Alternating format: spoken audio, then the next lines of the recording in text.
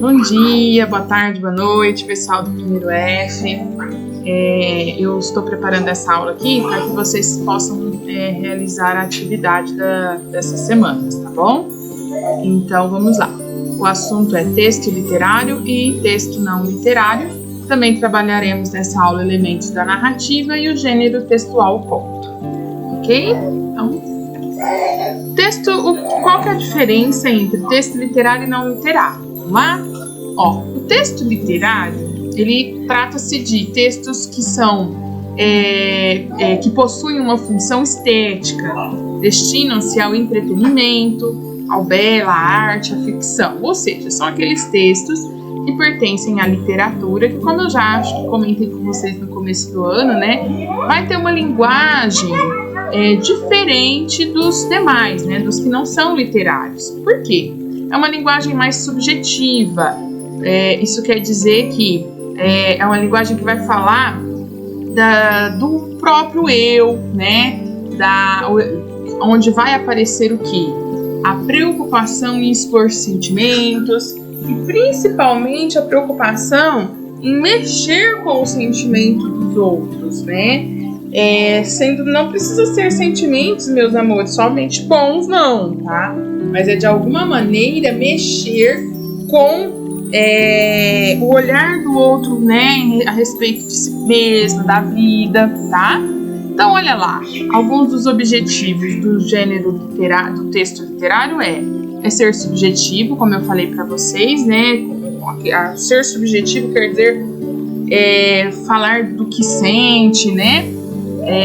Entretenimento, essa parte é bem importante, né? Os textos literários têm função de entreter, né? De fazer com que o leitor saia do comum, né? Do senso comum, daquilo que é normal, né? Do dia a dia. Uso de figuras de linguagem, que nós vamos ter uma aula, gente, só de figuras de linguagem, tá? Mas as figuras de linguagens são técnicas que usa-se nos textos literários para embelezar, né? Para dar aquela característica de arte. Então, as figuras de linguagem, elas vão ser um trabalho especial realizado com a palavra, bom? Ele não é informativo, ou seja, né, ele não tem assim uma ideia de apenas informar algo, tá? A linguagem estilística, isso aqui então, isso tem a ver com a estética, né? Ou seja, existe uma preocupação na hora de colocar o texto no papel, né? Não é do modo convencional, mas, na verdade, de um modo a preocupar-se com trazer algo diferente. E a linguagem conotativa, né? Que nada mais é que aquela que possui várias possibilidades de sentido e não o sentido convencional da palavra, né? E aqui a gente diz que a linguagem conotativa também a gente pode substituir esse nome por um mais comum, que é aquela linguagem figurada, tá? Que acho que a gente costuma usar mais. E já o texto não literário, eles são textos com função utilitária, né? Ou seja, com uma função em que nós buscamos eles para conseguir algo ali, né? Pois servem para informar, onde a gente pode conseguir uma informação, né? O texto utilitário, como as propagandas, por exemplo, os anúncios publicitários, têm função de convencer, explicar, ordenar. E a linguagem, então, vai ser a mais objetiva, tá? A função referencial, ou seja, a função referencial, que vai ser aí a função utilizada pela linguagem, né?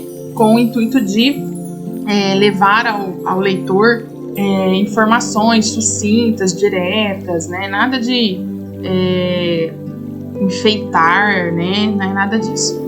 A função também aqui informativa, né? Linguagem clara e simples para o leitor entender de forma bem rápida. Não utiliza metáforas, ou seja, não fica com comparações, né? Diretas ou indiretas, mas sempre direto ao ponto, ao assunto. E e a linguagem denotativa, que na verdade aqui nada mais é que o contrário da conotativa, né? A conotativa é o sentido figurado, a denotativa eu costumo dizer que é o sentido do dicionário, ou seja, a palavra com o seu sentido real, literal. A gente vai fazer uma análise rápida aqui, ó, as diferenças. Texto não literário. Então aqui nós temos, né, olha, uma plaquinha, né, aviso, proibida a entrada de pessoas não autorizadas. Então, qual que é o objetivo desse texto? Olha lá, informar, convencer, explicar, ordenar, de uma maneira bem direta. Já vamos ver esse aqui, que é um texto literário, tá vendo? Ó, eu sei e você sabe que a distância não existe, que todo grande amor só é bem grande se for triste. Por isso, meu amor, não tenha medo de sofrer, que todos os caminhos me encaminham para você. Percebem como teve uma preocupação? Primeiro é subjetivo, né? Tá falando do eu, né? É o sentimento de alguém por outro alguém, né? O objetivo aqui é mexer com o sentimento desse outro alguém, né? Percebam também que há um jogo aí entre as palavras, rimas, ritmo, né? Uma construção especial para isso, tá? Então, dá para perceber bem a diferença entre os dois. Bom, agora nós vamos trabalhar um pouquinho os elementos da narrativa, tá, pessoal? A narrativa, que é, na verdade, um texto que trata de acontecimentos e ações realizadas por personagens, podem ser fictícios ou reais. Na literatura, ela aparece principalmente nos romances, novelas, fábulas, contos e crônicas. Ela é também a base de muitas peças de teatro e filmes produzidos pelo cinema. Então, a narrativa, gente, é um tipo de texto que predomina elementos próprios dela, tá? Que nós vamos também conhecer um pouquinho mais. Elementos da narrativa. Depois de conhecer a estrutura, vamos conhecer cada um, né, cada elemento da narrativa, começando pelo enredo. O que é o enredo? É um elemento fundamental para a narrativa. Trata-se do conjunto de fatos que acontecem ligados entre si e que contam as ações dos personagens.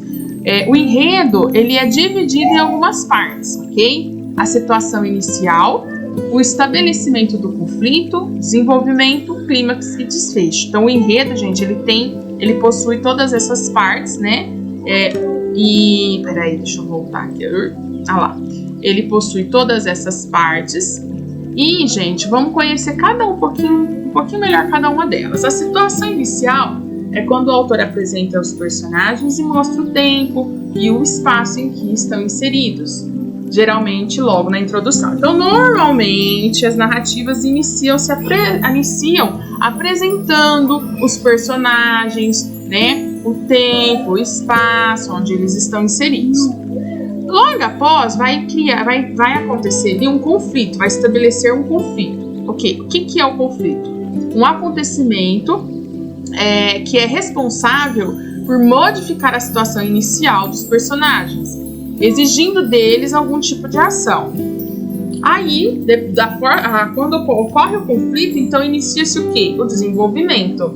Ao longo desta sessão, o autor conta o que os personagens fizeram para tentar solucionar o conflito.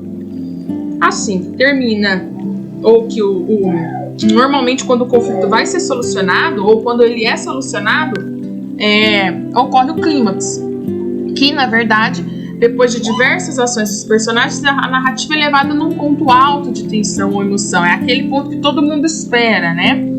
Também como se fosse uma encruzilhada literária, né? Que exige a decisão, o desfecho. E aí então vem o desfecho, que é a parte da narrativa que mostra a solução para o conflito, ok? Muito simples. Bom, dentro de tudo isso, dentro do enredo, vai ter espaço, tempo. O espaço é o lugar em que a narrativa acontece.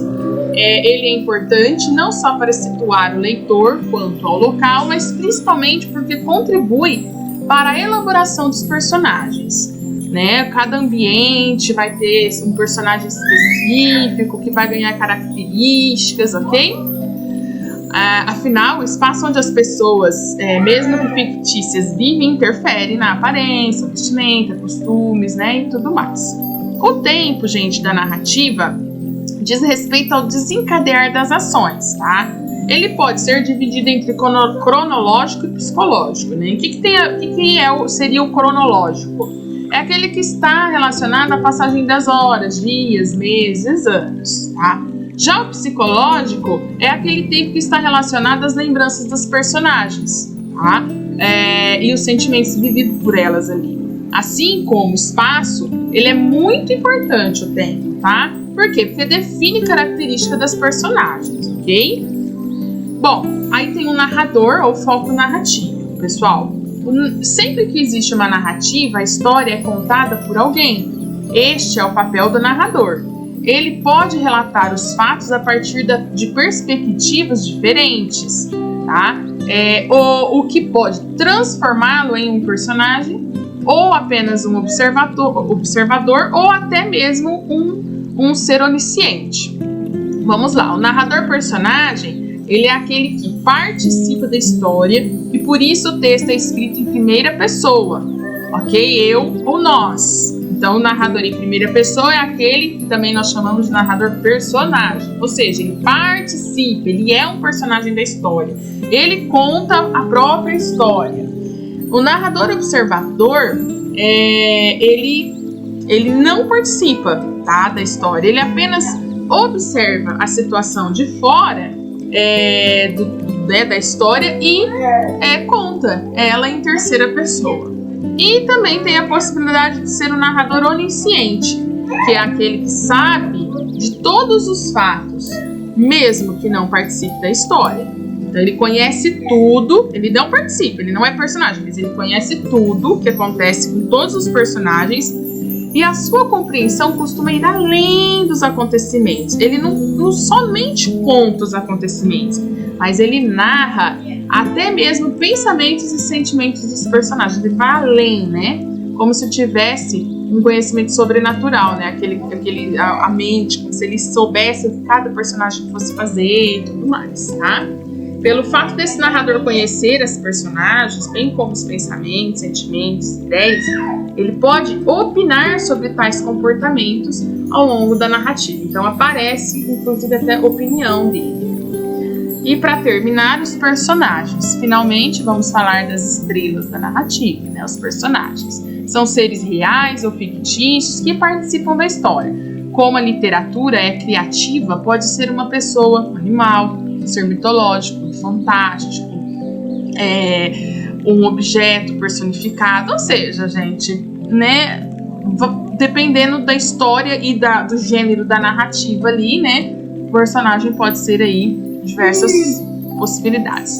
Mas eles também são divididos entre três: o protagonista, o antagonista e o secundário. O protagonista, os protagonistas são aqueles que ocupam um lugar principal na história, né? Normalmente são os bonzinhos. Os antagonistas, eles são adversários dos antagonistas, mas também tem ali um papel bastante importante, que é aquele de criar o conflito, dificultar a vida do protagonista e tudo mais. E os secundários, que são os personagens menos importantes da história, mas que de alguma forma contribuem para a sequência de fatos e enredos.